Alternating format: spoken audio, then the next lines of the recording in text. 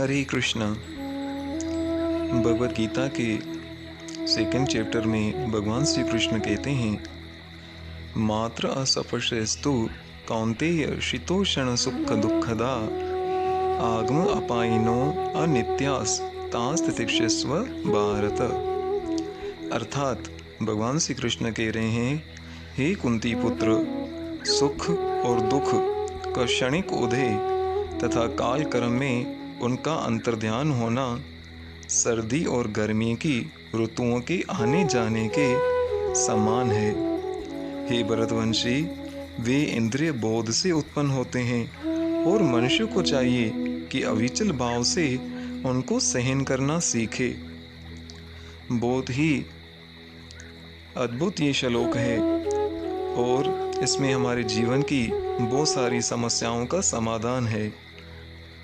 आज हम कई लोगों से जब मिलते हैं तो उनसे पूछते हैं कि भाई आप साधना क्यों कर रहे हो, भक्ति क्यों कर रहे हो, तो हमें ये उत्तर मिलता है कि हम बहुत दुखी हैं और हम लोग इसलिए भक्ति कर रहे हैं कि हमें इन दुखों से छुटकारा मिल जाए। परंतु ध्यान देना इस श्लोक पर, जिसमें भगवान कह रहे हैं सुख और दुख का क्षणिक उदय तथा काल क्रम में उनका अंतर्ध्यान होना सर्दी और गर्मी की ऋतुओं के आने जाने के समान है। हे भरतवंशी, वे इंद्रिय बोध से उत्पन्न होते हैं और मनुष्य को चाहिए कि अविचल भाव से उनको सहन करना सीखे।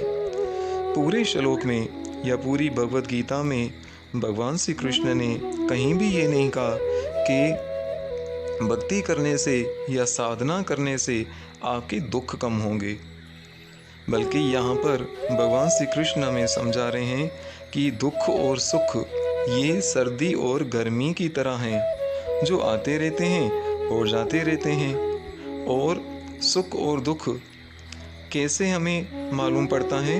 ये हमारे इंद्रिय बोध से। जिस दिन हमारे मन ने मान लिया कि हम दुखी हैं तो लगता है कि सारा संसार ही रूखा है, और जिस दिन हमारे मन ने मान लिया कि हम बहुत सुखी हैं तो सारा संसार हमें भाने लगता है। तो इसी प्रकार ये सुख और दुख ये पूरा मन के ऊपर आधारित है। नहीं तो जिस प्रकार सर्दी आती है तो हमें मालूम है कि इसके बाद गर्मी आएगी, और जब गर्मी का सीज़न होता है तो हमें मालूम है कि अभी ठंडी का सीज़न आएगा, तो हम दोनों को सहन करते हैं। और इस सुख और दुख के भाव को सहन करने में हमें सहायता करती है साधना, भक्ति, कीर्तन, सत्संग, भगवान का पवित्र नाम का जप। इसलिए कहते हैं ना, मन चंगा तो सब चंगा। और इस बात को समझने के लिए हम पंढरपुर चलते हैं, जहाँ भगवान विट्ठल की बड़े प्रेम और भाव के साथ भक्त कीर्तन करते हैं, साधना करते हैं और ठाकुर जी के दर्शन करते हैं। कार्तिक मास में एक बार ऐसा हुआ कि तुकाराम महाराज, एकनाथ महाराज और नरसिंह मेहता, देश विदेश से अनेक संत महात्मा पंढरपुर में इकट्ठे हुए। एकनाथ महाराज विट्ठल नाथ जी के दर्शन करते हैं। एकनाथ महाराज की पत्नी बहुत लायक थी, महान पतिव्रता थी। एकनाथ महाराज को भगवान के दर्शन करते हुए आंखों से आंसू आ गए और कहने लगे, प्रभु ने मुझ पर बहुत कृपा की। घर में मुझे स्त्री संग नहीं दिया, पर सत्संग दिया है स्त्री के स्वरूप में। कभी मुझे क्रोध आ जाता है तो पत्नी प्रेम से समझाकर पाप करने से बचा लेती है। मुझे प्रभु के नाम की ओर ले जाती है। पत्नी कहती है, आप क्रोध क्यों कर रहे हैं? मन को शांत रखिए, आप भगवान की भक्ति कीजिए। मैं आपकी भक्ति करूंगी, आप मेरे भगवान हैं, मैं घर की देखभाल करूंगी। घर की चिंता न रखिए, सारा दिन भक्ति करिए। वे स्त्री नहीं है, संत है। आपने लायक पत्नी दी है, इससे मैं सारा दिन भक्ति कर सकता हूँ। आपके अनंत उपकार हैं। एकनाथ महाराज भगवान का उपकार मानते हैं कि उन्हें पत्नी के स्वरूप में संत प्रदान की है, जिनका संग सत्संग से कम नहीं है।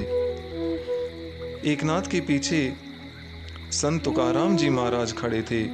तुकाराम महाराज के भी विठल नाथ जी के दर्शन करते हुए आंखों से आंसू बह रहे हैं। कहते हैं कि हे मेरे प्रभु, आपने जो दिया अच्छा ही किया। प्रभु ने मुझे ऐसा रतन दिया है कि मुझे कभी घर का स्मरण ही नहीं होता है। मेरी घर जाने की ज़रा इच्छा भी नहीं होती।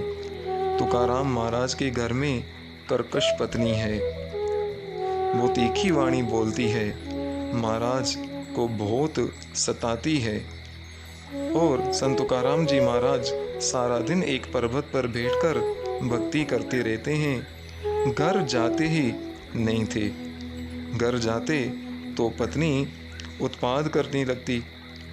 इसे तुकाराम महाराज कहते हैं कि हे प्रभु, आपने जो किया है अच्छा ही किया है। मुझे घर का स्मरण तक नहीं होता। मैं सारा दिन विठ्ठल विठ्ठल विठ्ठल जप करता हूँ और आपका ध्यान करता हूँ। मेरे प्रभु जानते थे कि तुकाराम को अनुकूल पत्नी मिलेगी तो पत्नी में आसक्त हो जाएगा। पत्नी में मेरी आसक्ति न हो, इससे ऐसी प्रतिकूल पत्नी दी है। अनुकूल पत्नी होती है तो भगवान की नहीं, पत्नी की भक्ति करना होता है।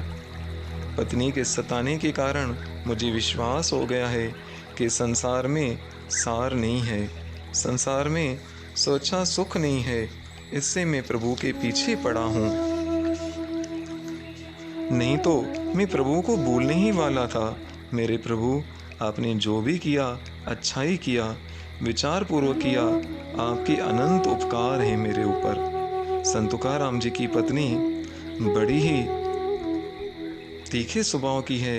वो संत तुकाराम जी को बहुत सताती है। इस पर भी संत तुकाराम जी अपने प्रियतम भगवान विठ्ठल को धन्यवाद देते हैं कि मेरी पत्नी आपने सोच समझ कर दी है, जिसके कारण मुझे अपने घर का कोई मोह नहीं, मुझे घर का कोई स्मरण नहीं होता।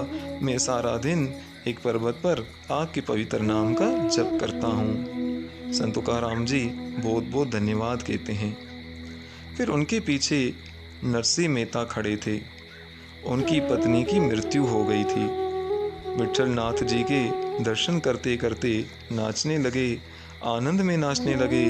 राधे गोविंद भजो, राधे गोविंद भजो, राधे गोविंद भजो। और विचारने लगे कि प्रभु ने बहुत अच्छा किया। मेरे देखते ही उसकी यात्रा निकली। अब मुझे कोई चिंता नहीं है। पत्नी होती तो चिंता रहती। आपने उचित ही किया। अब घर में कोई पूछने वाला नहीं रहा। घर में आपका और मेरा, हम दोनों का राज स्थापित हो गया है, मैं और मेरे प्रभु। बहुत भक्ति करूँगा, आनंद आएगा। भक्त और भगवान के बीच तीसरे के कारण बहुत गड़बड़ होती है। भक्ति में विघ्न आते हैं। नरसिंह मेहता भगवान को मना रहे हैं कि आपने अच्छा ही किया। अब झंझट दूर हुआ। अब सुख से प्रभु का स्मरण करेंगे। एकनाथ महाराज की पत्नी बहुत अनुकूल थी। इससे प्रभु का उपकार मानते हैं। तुकाराम महाराज की पत्नी प्रतिकूल मिली। इससे प्रभु का उपकार मानते हैं। और नरसिंह मेहता की पत्नी की मृत्यु हो गई, इससे परमात्मा का उपकार मानते हैं। प्रभु जिस स्थिति में रखें उस स्थिति में संतोष मानिए, मन को शांत रखिए। भक्ति का शत्रु लोभ है। प्राप्त स्थिति में जिसे संतोष नहीं, वे भक्ति नहीं कर सकता। अर्थात हमें आज के साथ जीना चाहिए और जो जैसी परिस्थिति भगवान ने हमें दी है उसी में भगवान का नाम का स्मरण करना चाहिए, उनकी साधना करनी चाहिए। मनुष्य की सबसे बड़ी जो विडंबना है, जो दुख का कारण है, वो ये है कि मनुष्य सदैव अपने पास्ट के लिए, गुजरे हुए समय के लिए पछताता रहता है और अपने फ्यूचर के लिए सदैव चिंता करता रहता है कि न जाने कल क्या होगा। और अपने पास्ट और फ्यूचर के चक्कर में आज के सुख को भी वो गंवा देता है।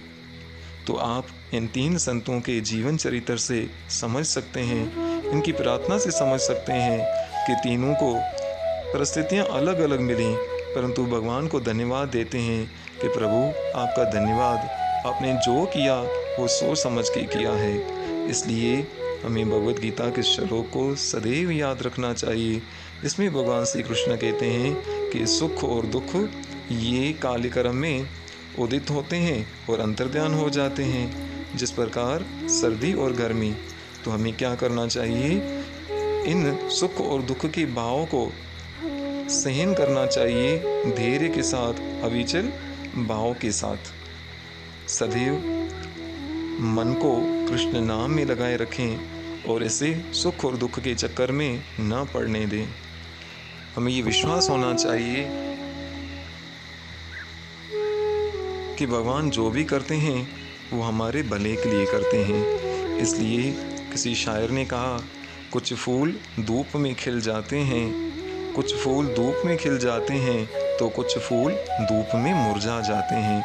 किसी को सुख बाता है तो उसमें भक्ति करता है, किसी को दुख बाता है तो उसमें भक्ति करता है। पर साधना, भक्ति, ये सब दुख और सुख के मोहताज नहीं होने चाहिए। हमें सदैव कृष्ण नाम में बने रहना चाहिए और पवित्र नाम का जप करते रहना चाहिए। हरे कृष्ण कृष्ण कृष्ण हरे हरे, हरे राम राम राम हरे हरे। कृष्ण महामंत्र में सुख नहीं है, हरे कृष्ण महामंत्र ही सुख है, ये समझकर हमें जप करना चाहिए। आप सबका बहुत बहुत धन्यवाद। इसी प्रकार हमारी कथा कार्यक्रम से जुड़ने के लिए हमारा व्हाट्सएप नंबर है 9822029900। हरे कृष्णा।